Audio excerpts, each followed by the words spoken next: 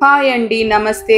APJ Abdul Kalam గారి ఒక విజేత ఆత్మకథలో 16వ పార్టుకు వచ్చేసామండి. 16వ పార్టులో 16వ అధ్యాయం నుంచి మొదలు పెట్టుకుందామండి. టెక్నాలజీ సైన్స్ లాగా కాకుండా ఒక సమిష్టి కార్యక్రమం. అది ఒక్క వ్యక్తి తెలివితేటల మీద ఆధారపడింది కాదు. అది అనేక మంది తెలివైన వాళ్ల సామూహిక సృజన. నేను అనుకుంటాను మిస్సైల్ ప్రాజెక్టు విజయం అది రికార్డు వ్యవధిలో దేశం మిస్సైల్ నిర్మాణ సామర్థ్యాన్ని సాధించడంలో లేదు. దాని నిజమైన విజయం దాని శాస్త్రవేత్తల, ఇంజనీర్ల ప్రతిభావంతమైన బృందాలు కష్టపడి అభివృద్ధి పరచడంలో ఉంది. భారతీయ రాకెట్ నిర్మాణంలో నా వ్యక్తిగత విజయం ఏమిటని ఎవరైనా అడిగితే నేను చెప్పేదిదే. కొందరు యువకులు బృందాలుగా చేరి వాళ్ల హృదయాల్ని, ఆత్మని పెట్టి వాళ్ల ధ్యేయాల సాధన కోసం పనిచేసే ఒక వాతావరణాన్ని నేను ఏర్పరిచాననే. ఆరంభ దశల్లో బృందాలు చిన్నపిల్లల్లాగే ప్రవర్తిస్తాయి, తొందరగా ఉద్రేకపడతాయి. గొప్ప శక్తితో, ఉత్సాహంతో, కుతూహలంతో మనని సంతోషపెట్టడానికి, తమ ఘనత చాటుకోవటానికి ఉవ్విళ్ళూరుతాయి. సరిగా అర్థం చేసుకోలేని తండ్రులు తమ పిల్లల్లోని సృజనాత్మకతని ధ్వంసం చేసినట్లే ఈ బృందాల ఉత్సాహం మీద కూడా నీళ్లు చల్లే ప్రమాదం ఉంటుంది. కానీ బృందాలు విజయవంతం కావాలంటే వాళ్ల కొత్త ఆలోచనలకు సానుకూల వాతావరణం ఉండాలి.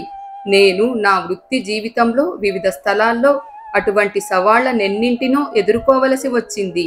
కానీ నా బృందాలకు మాత్రం కొత్త ఆవిష్కరణలు చేయటానికి, ఎదురుదెబ్బలు కాచుకోవటానికి తగిన వాతావరణాన్నే కల్పిస్తూ వచ్చాను. మేము SLV-3 లాగే మిసైల్ ప్రాజెక్టు వంటి వాటి కోసం బృందాలు ఏర్పరుస్తున్నప్పుడు ఆ బృందాల్లో పనిచేస్తున్న సభ్యులు తమ సంస్థల ఆశల్ని నెరవేర్చటానికి తాము ముందుకు వచ్చినట్లు భావించారు. ఆ బృందాల పట్ల మా మానసిక ఆకాంక్ష వల్ల వాళ్ళు ఎంతో ఒత్తిడికి గురయ్యారు. సమిష్టి కీర్తి కోసం వ్యక్తిగతంగా వాళ్ళు ఎన్నో త్యాగాలు చేయవలసి వస్తున్నట్టుగా భావించారు. సంస్థాగతమైన మద్దతు సరిగా లేకపోతే అది బృంద వ్యూహాన్ని దెబ్బతీస్తుందని నాకు తెలుసు. అప్పుడు ఆ బృందాలు సాధారణమైన పనివాళ్ల గుంపులుగా మారిపోతాయి. అంతేకాక వాళ్ల మీద పెట్టుకున్న అంచనాలను తల్లక్రిందులు చేస్తూ విఫలమవుతాయి కూడా. చాలా సందర్భాల్లో సంస్థ తన నిబ్బరాన్ని కోల్పోతూ వాళ్ల మీద ఆంక్షలు పెట్టే స్థితికి చేరుతుంది. బృంద కార్యక్రమంలో సంభవించగల ఈ అనిశ్చితత, సంక్లిష్టత తరచూ వాటిని విషవలయంలోకి నెట్టే ప్రమాదం ఉంది. SLV-3 ప్రాజెక్టు తొలి ఏళ్లలో నేను నా ఉన్నతాధికారుల ముందు ఒత్తిడిని అనుభవించేవాడిని. ఎందుకంటే పనిలో పురోగతి తక్షణమే స్పష్టంగా కనిపించేది కాదు. చాలా మంది SLV-3 పైన సంస్థకు అదుపు లేదని, నా బృందం ఇష్టారాజ్యంగా వ్యవహరిస్తోందని అనుకునేవారు. దానివల్ల కల్లోలం, కలవరం తప్పవనేవారు. కానీ అన్ని సందర్భాల్లోనూ ఈ భయాలు ఒట్టి ఊహాగానాలేనని తేలిపోయింది. సంస్థల్లో ఉన్నత స్థానాల్లో ఉండే చాలా మంది, ఉదాహరణకు అంతరిక్ష పరిశోధనా సంస్థనే తీసుకొందాం, మా బృందం సంస్థాగత ధ్యేయాల పట్ల చూపించే బాధ్యతని తక్కువగా అంచనా వేస్తూ వచ్చారు. ఇటువంటి శక్తులతో సమాధానానికి రావడం మా మొత్తం కార్యక్రమంలో అత్యంత కీలకాంశంగా మారింది. అయితే డాక్టర్ బ్రహ్మప్రకాష్ దాన్నెంతో నేర్పుతో నెరవేర్చారు. మీరొక ప్రాజెక్టు బృందంగా పనిచేస్తున్నప్పుడు మీ విజయం గురించిన ప్రమాణాల పట్ల మీరొక సంక్లిష్ట దృక్పథం ఏర్పరచుకోవలసి ఉంటుంది. సాధారణంగా ఒక బృందం పనితీరు గురించి అనేక పరస్పర విరుద్ధ అంచనాలు ఉండే అవకాశం ఉంటుంది. అటువంటి విరుద్ధ అవసరాలకు తగ్గట్టుగా సర్దుకుపోవటానికి ప్రయత్నించి ప్రాజెక్టు బృందాలు తరచూ కకావికలమవుతాయి. ఉదాహరణకు సంస్థకు బయట ఉండే సబ్ కాంట్రాక్టర్ల పరిమితులు ఒకవైపు, సంస్థ లోపల ఉండే ప్రత్యేక విభాగాలు మరొక వైపు వాళ్లను లాగుతాయి. అదే మంచి బృందాలైతే తమ విజయ ప్రమాణాలకు తాము ఏ ముఖ్య వ్యక్తులపైన ఆధారపడి ఉండాలో చెప్పున గుర్తిస్తాయి. బృంద నాయకుడి కీలక పాత్ర ఇటువంటి ముఖ్య వ్యక్తుల్ని ప్రభావితుల్ని చేయడంలో ఉంటుంది. పరిస్థితులకు అనుగుణంగా వారితో నిరంతర అవగాహనకు రావడంలో ఉంటుంది.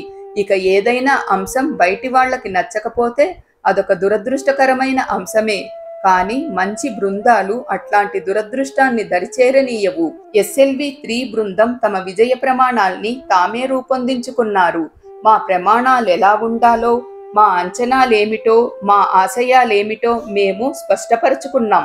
మేము విజయవంతంగా ఉండాలంటే ఏమి జరగవలసి ఉంటుందో, అసలు మా విజయాన్ని మేము ఎట్లా కొలుచుకుంటామో మాదైన పద్ధతిలో మేం చెప్పుకున్నాం. ఉదాహరణకి మేము మా పనులు ఎట్లా చేస్తామో, ఎవరేది చేస్తారు, ఏ ప్రమాణం మేరకు చేస్తారు, ఎంత కాల వ్యవధి పడుతుంది, ఎట్లా నిర్వహిస్తారు, సంస్థలో అది ఎవరికి సంబంధించి ఉంటుంది వగైరా. బృందం తన విజయ ప్రమాణాల్ని రూపొందించుకోవడం అనేది ఎంతో నైపుణ్యంతో కూడిన పని. ఎందుకంటే చాప క్రింద నీరులా జరిగేది చాలానే ఉంటుంది. పైపైన చూస్తే బృందం ప్రాజెక్టు ధ్యేయాల వైపుగా కార్యక్రమాలు నిర్వహిస్తున్నట్లు ఉంటుంది. కానీ నేను చాలాసార్లు చూశాను, మనుష్యులు తమకేది కావాలో తాము సరిగా చెప్పుకోలేరు. ఏదో ఒక కేంద్రంలో ఎక్కడో ఏదో సక్రమంగా జరగకపోతే తప్ప వాళ్ళకేమి కావాలో వాళ్ళకి తెలియదు. ఒక ప్రాజెక్టు బృంద సభ్యుడు ఒక డిటెక్టివ్ లాగా పనిచేయాలి. తన ప్రాజెక్టు ఎలా పురోగమిస్తోందో తెలుసుకోవటానికి ఆధారాల కోసం అతడు అన్వేషించాలి. అప్పుడు దొరికిన చిన్ని చిన్ని సాక్ష్యాల ఆధారంగా స్పష్టమైన, సమగ్రమైన, లోతైన అవగాహన కోసం ప్రయత్నించాలి. మరొక స్థాయిలో ప్రాజెక్టు నాయకుడు వివిధ ప్రాజెక్టు బృందాల మధ్య, కర్మక్షేత్రాల మధ్య బాంధవ్యం కోసం కృషి చేయాలి. రెండు పక్షాలు కూడా తాము ఒకరి మీద ఒకరు ఆధారపడి ఉన్నామని, మొత్తం ప్రాజెక్టులో తమకి వాటా ఉందని గుర్తించాలి. ఇంకోవైపు ప్రతి ఒక్క పక్షము తమ ఎదుటి పక్షం యొక్క సామర్థ్యాన్ని, బలాన్ని గుర్తించగలగాలి. బలహీనతలుంటే వాటిని ఏమి చేయాలో ఆలోచించుకోవాలి. మొత్తానికి ఈ క్రీడ అంతా కూడా ఒడంబడిక ప్రక్రియ వంటిదే.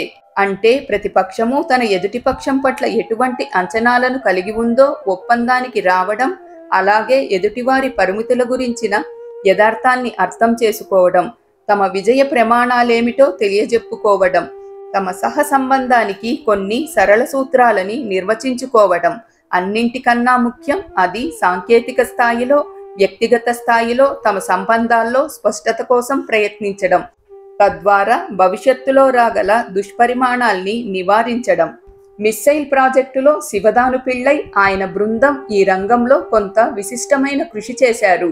దీనికి వాళ్ళు ఒక వ్యూహాన్ని స్వయంగా రూపొందించుకున్నారు. Program analysis, control and evaluation అని పిలిచారు దాన్ని. ప్రతిరోజు మధ్యాహ్నం 12 నుంచి 1 గంట దాకా వాళ్ళు ఏదో ఒక పని కేంద్రంలో ప్రాజెక్టు బృందంతో కలిసి కూర్చునేవారు. అందులోని ఒక కీలక అంశం పైన విశదంగా చర్చించి వాళ్ల విజయస్థాయి ఏ మేరకు ఉందో చూసేవారు. జయం పొందడంలో కలిగే ఉద్రేకం, భవిష్యత్తులో విజయం సాధిస్తామనే దృష్టి ఉంటే ఏమైనా సంభవమేనని నేను గమనించాను. టెక్నాలజీ నిర్వహణ అనే భావన తాలూకు మూలాలు అభివృద్ధి నిర్వహణ నమూనాల్లో ఉన్నాయి. ఆ నమూనాలు గత శతాబ్దపు 60ల్లో వివిధ నిర్వహణ నిర్మాణాల మధ్య సంఘర్షణల్లోంచి పుట్టాయి. సమన్వయాన్ని ఒకవైపు, ఫలితాలను మరొక వైపు కోరుకోవడమే ఆ వైరుధ్యం.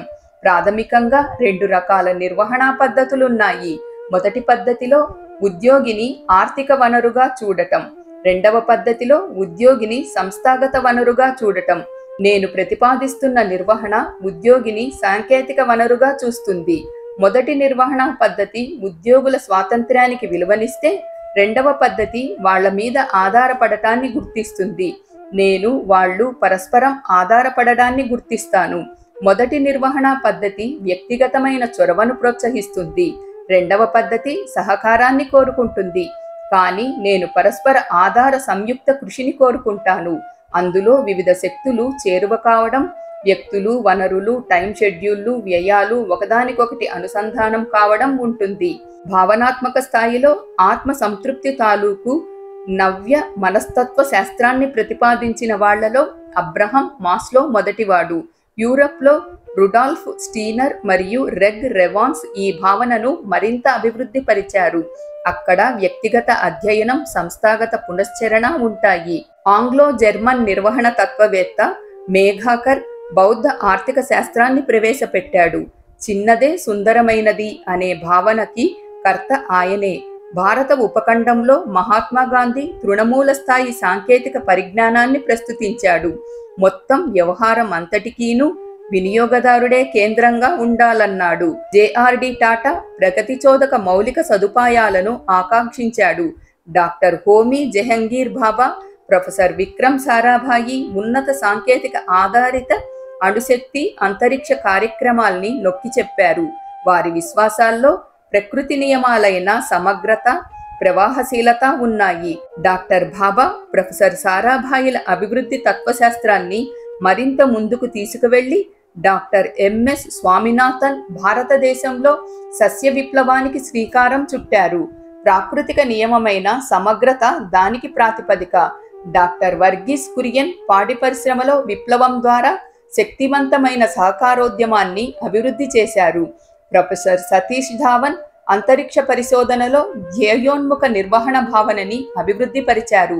మిస్సైల్ ప్రాజెక్టులో నేను ప్రొఫెసర్ సారాభాయి దర్శనాన్ని ప్రొఫెసర్ ధావన్ ధ్యేయంతో అనుసంధించాను. డాక్టర్ బ్రహ్మప్రకాష్ అంతరిక్ష పరిశోధనలో అనుసరించిన ఉన్నత సాంకేతిక ప్రాతిపదికలను దానికి కలుపుకున్నాను. మనలో అంతర్గతంగా శక్తి దాగి ఉంటుందన్న ప్రాకృతిక నియమాన్ని ఆధారం చేసుకొని పూర్తి దేశీయ సాంకేతిక నిర్వహణతో మిస్సైల్ కార్యక్రమాన్ని అభివృద్ధి పరిచాను. నా ఆలోచనల్ని మరింత స్పష్టంగా వివరించటానికి కొన్ని రూపకాలంకారాలని ఇవ్వనివ్వండి. టెక్నాలజీ నిర్వహణ అనే వృక్షం వేళ్ళూనుకోవాలంటే అక్కడ అవసరాలు పరస్పరాధారం, ప్రాకృతిక ప్రసారాల ఆత్మతృప్తి ఉండాలి. అక్కడ ఎదుగుదల పద్ధతి పరిణామ క్రమం లాంటిదే. అంటే అక్కడ విషయాలు నెమ్మదిగా పరివర్తన చెందుతూ హఠాత్తుగా రూపాంతరం చెందే రీతిలో ఉంటాయి. ప్రతి రూపాంతరం నవ్య సంక్లిష్ట సాక్షాత్కారం కావచ్చు, లేదా విధ్వంసాత్మక పతనం కావచ్చు. క్రోలమైన నమూనాలు ఒక స్థాయి విజయాన్ని అందుకున్నాక మరింత ఇబ్బందికరంగా మారవచ్చు. కానీ పరివర్తన క్రమం మాత్రం త్వరితమవుతూనే ఉంటుంది. ఆ చెట్టు తాలూకు కాండం ఒక కణ నిర్మాణం. అందులోని క్రియలన్నీ రూపవంతాలుగా, విధానాలన్నీ నియమశీలాలుగా, నిర్ణయాలన్నీ సమీకృతాలుగా ఉంటాయి. ఆ చెట్టు కొమ్మలు వనరులు, ఆస్తులు, కార్యకలాపాలు, ఉత్పత్తులు నిరంతర మూల్యాంకన ద్వారా, సమిష్టి సమీక్ష ద్వారా వాటికి ఆ కాండం నుంచి పోషణ అందుతూనే ఉంటుంది. సాంకేతిక నిర్వహణ అనే ఈ వృక్షం చక్కగా పెరిగితే ఉత్తమ సదుపాయమనే ఫలాన్ని ఇస్తుంది. సంస్థల్ని బలోపేతం చేసే పరిజ్ఞానంగా మారుతుంది. మనుష్యుల్లో సాంకేతిక నైపుణ్యాల్ని వృద్ధిపరుస్తుంది. జాతి స్వయం సామర్థ్యాన్ని బలపరుస్తుంది. ఆ దేశ పౌరుల జీవన ప్రమాణంలో మెరుగుదలను తీసుకువస్తుంది. 1983లో మిస్సైల్ కార్యక్రమం మంజూరైనప్పుడు మా దగ్గర చాలినంత సాంకేతిక శక్తి లేదు. కొద్దిపాటి నైపుణ్యం అందుబాటులో ఉన్నా దానిని వాడుకోగలిగే శక్తి మాకు లేదు. కార్యక్రమంలో నిర్దేశించబడ్డట్టుగా ఎన్నో పథకాలన్నీ ఒక్కసారే చేయడం అనేది సవాలుగా మారింది.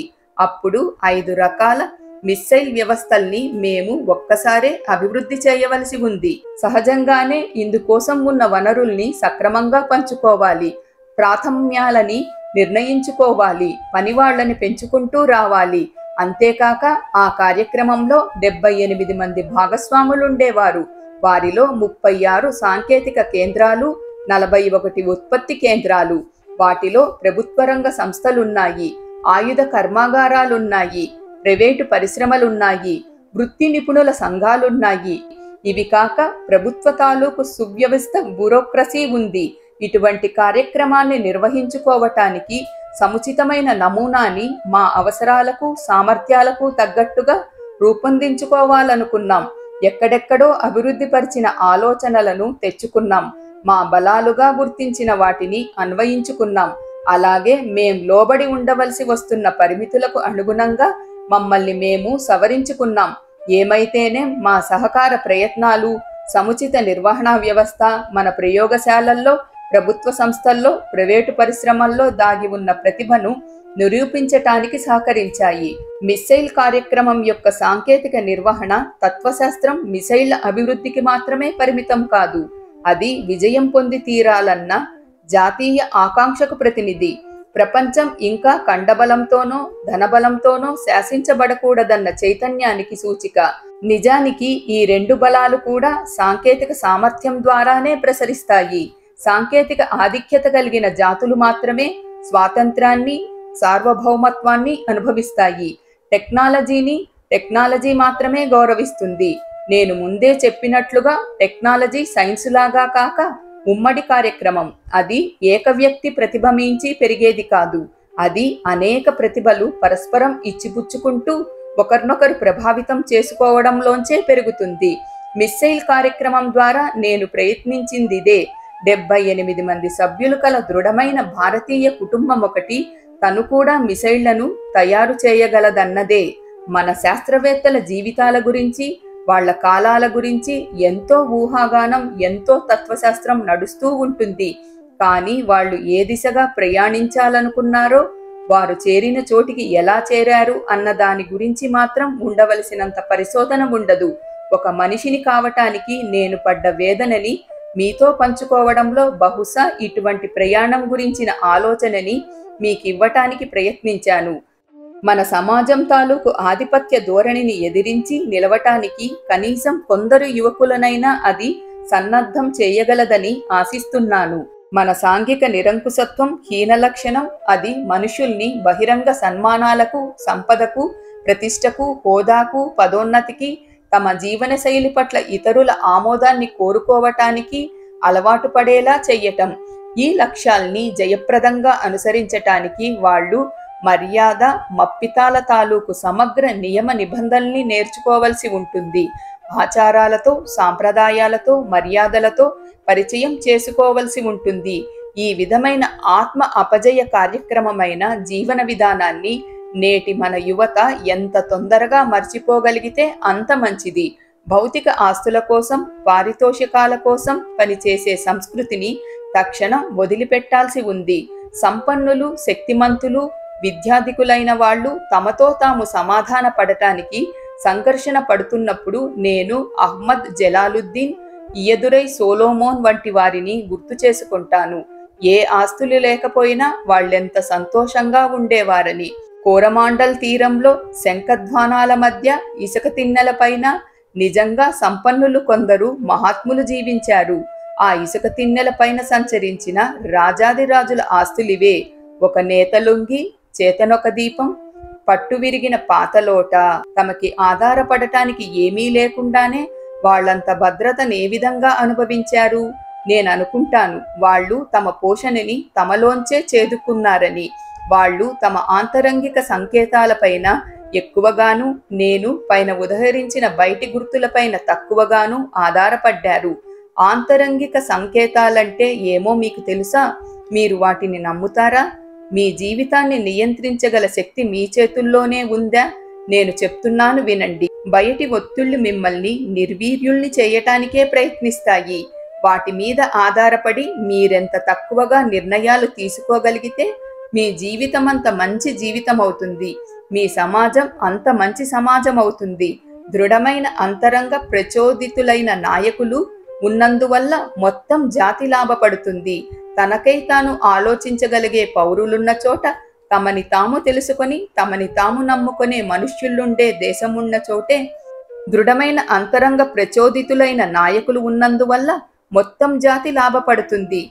తనకై తాను ఆలోచించగలిగే పౌరులున్న చోట, తమని తాము తెలుసుకొని తమని తాము నమ్ముకునే మనుష్యులుండే దేశమున్న చోట ఏ నిరంకుశత్వం కానీ, ఏ స్వార్థ ప్రయోజనం కానీ నిలబడజాలవు. మీ ఆంతరంగిక వనరుల్ని, ముఖ్యంగా మీ భావనాశక్తిని వినియోగించి మీ జీవితాన్ని తీర్చిదిద్దుకోవటానికి మీరు సిద్ధపడితే అది మీకు తప్పక విజయాన్నిస్తుంది. మీ అద్వితీయ దృక్పథం మించి మీరొక బాధ్యత నిర్వహించటానికి సంసిద్ధులైనప్పుడే మీరు నిజంగా ఒక మనిషివనిపించుకుంటారు. ఆయన ఈ భూమి మీద మిమ్మల్ని, నన్ను, ప్రతి ఒక్కరిని మనలోని సృజనాశక్తుల్ని వినియోగించుకొని మన అంతరాత్మతో సమాధానపడి జీవించవలసిందని పంపించాడు. ఎంచుకోవడంలోనూ మన గమ్యాన్ని రూపొందించుకోవడంలోనూ మనం విభేదిస్తాము. జీవితం ఒక కష్ట క్రీడ. నువ్వు మనిషిగా ఉండవలసిన నీ జన్మ హక్కును నిలబెట్టుకోవడం వల్లనే నెగ్గుతావు. అయితే ఆ హక్కు నిలబెట్టుకోవటానికి నువ్వు కొన్ని ఎదురు దెబ్బలకు కాచుకోవలసి ఉంటుంది. నువ్వు చెయ్యక తప్పదంటూ ఇతరులు నీ మీద తెచ్చే ఒత్తిడిని నువ్వు తిరస్కరించగలిగి ఉండాలి. తన వంటింట్లో నన్ను తనతో కలిసి భోజనం చేయమని శివసుబ్రహ్మణ్య అయ్యర్ ఆహ్వానించడాన్ని మీరేమంటారు? నన్ను ఇంజనీరింగ్ కాలేజీలో చేర్పించటానికి నా సోదరి జొహరా తన బంగారు గాజుల్ని, గొలుసుల్ని తాకట్టు పెట్టడాన్ని, ఒక గ్రూపు ఫోటోగ్రాఫులో ముందు వరుసలో తనతో వచ్చి కూర్చోవలసిందిగా ప్రొఫెసర్ స్పాండర్ పట్టుపట్టడాన్ని, ఒక మోటార్ గ్యారేజ్ పరిమితుల్లో ఒక హోవర్ క్రాఫ్ట్ తయారు చేయడాన్ని, సుధాకర్ సాహసాన్ని, డాక్టర్ బ్రహ్మప్రకాశ్ సహకారాన్ని, నారాయణన్ నిర్వహణని, వెంకట్రామన్ దూరదృష్టిని, అరుణాచలం చొరవని, ప్రతి ఒక్కటి బలమైన అంతఃశక్తికి తెగువకు ఉదాహరణ. 25 శతాబ్దాల క్రిందట పైథాగరస్ అనలేదా, అన్నిటికన్నా ముందు నిన్ను నువ్వు గౌరవించుకో అని. నేనొక తత్వవేత్తను కాను, సాంకేతిక నిపుణుడిని మాత్రమే. నా జీవితమంతా రాకెట్లు తయారు చేయడాన్ని నేర్చుకుంటూనే గడిపాను. కానీ వివిధ సంస్థల్లోని వ్యక్తులతో విస్తృత పార్శ్వంలో కలిసి పనిచేసినందువల్ల వృత్తి జీవిత వైవిధ్యాన్ని, సంక్లిష్టతను చూడగలిగాను. నేనింతదాకా చెప్పుకొచ్చిందంతా ఒక్కసారి వెనక్కి తిరిగి చూసుకుంటే అదంతా నా పరిశీలనలు, నా సూత్రీకరణలు మాత్రమే. నేను జీవించిన జీవిత రూపకంలో నిజమైన నాయకులు నా సహోద్యోగులు, సహచరులు, రాకెట్ నిర్మాణ శాస్త్రం, టెక్నాలజీ నిర్వహణలోని ముఖ్య అంశాలు. ఇవన్నీ ఒక చిత్తరువుగా చిత్రించబడ్డాయి. ఆ బాధలు, ఆ సంతోషాలు, ఆ విజయాలు, ఆ వైఫల్యాలు, వాటి సందర్భం, కాలం, స్థలం విభేదిస్తున్నప్పటికీ ఇక్కడన్నీ ఒక్కచోటే చేరి కనపడతాయి. మీరొక విమానం మీద నుంచి కిందకు చూసినప్పుడు మనుష్యులు, ఇళ్ళు, రాళ్ళు, చేలు, చెట్లు అన్నీ ఒకే భౌగోళిక దృశ్యంగా కనపడతాయి. వాటిని ఒకదాని నుంచి ఒకటి వేరు చేయగలగడం చాలా కష్టం. మీరింతదాకా చదివినదంతా నా జీవితం తాలూకు అటువంటి దృశ్యమే. నా సందేశమే నా విలువ. అటువైపు ఆయన శక్తి, ఇటువైపు నా భయం. ఒకదాన్ని ఒకటి పోల్చుకోవడంలో కనిపించేదే నా ముఖ చిత్రం. అగ్ని మొదటి ప్రయోగంతో ముగిసిన దశ దాకా చెప్పిన కథ ఇది.